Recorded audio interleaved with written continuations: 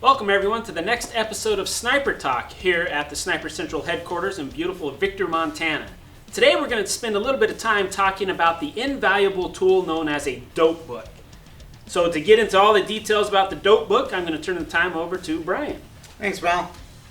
So as Mel said, we're going to talk about the dope book. A lot of people want to know, what does dope stand for? Actually, it stands for data of previous engagements. So this book is a consolidation of all the shots that you fire with this rifle, be it different ranges, moving targets, unknown distance, a consolidation of all that information so that you can use it in a tactical situation or just for plain shooting so that we can get that first shot on target, which is the ultimate goal with any long range shot or sniping.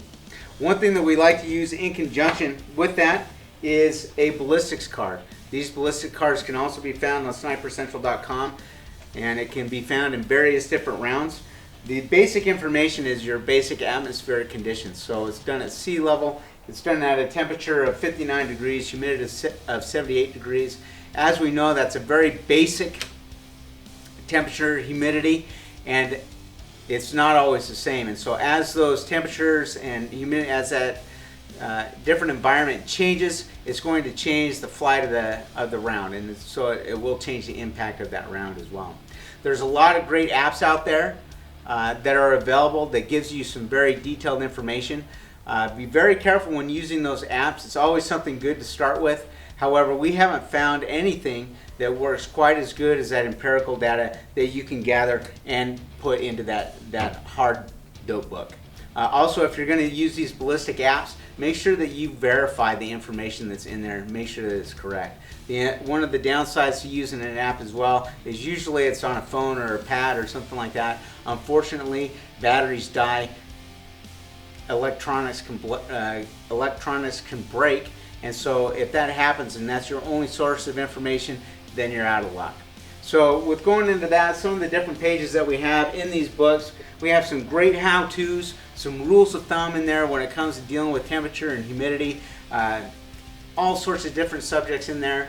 We also have these specific pages so that you can mark and note the rounds, what's going on, the shooting conditions, and how that round impacts in relation to your shooting and getting it on target. So you can see this is a page for our zero data page, and you're going to use this page when you're gathering your data from 100 to 1,000 yards and beyond. The first side here, all the way on the left, is going to have your date, the range you're using, possibly the elevation, different time, temperature, humidity, mirage. Your rifles and scopes can change from time to time. Your kit can change, and so you want to indicate what you're actually using so that you know what the entire kit is, so you have a full picture of what was going on when those rounds are fired. You can also indicate the ammunition, not only the ammunition, but you also want to put the lot in there. As we know with these manufactured ammunition, and also with your own, for those of you that do your own reloading, those powders and things can change, and slight variances is going to change the impact of the round and how it is affected through that rifle. So you want to make sure that you're putting as much information as possible. Then we have a remarks area. You also have areas for you to mark down the different conditions that you're in, be it light, is it bright or breezy, and different winds conditions as well. And then this area is to mark the different elevation and different distances that you have. And then this is the area here that you're actually going to mark where the rounds are impacting on target. Next, we're going to move on to the next section in our data books, which is unknown distance. Once again, the same information here. This is the actual target that you're going to have downrange, that you're going to be engaging, and then you're going to be able to mark your windage and elevation from the scope, and also call your shots where those rounds are impacting. Once again, and then you can take this information and put it in your consolidated data here. Last one we're going to talk about is moving targets. Another section here for movers. Gives you an opportunity to mark where your reticle is, where the rounds are impacting. Once again, putting all that basic data in there.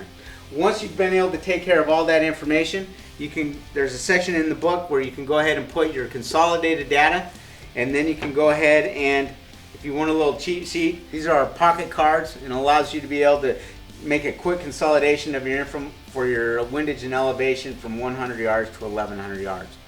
These are all great little tools to assist you, once again, to get that first round shot.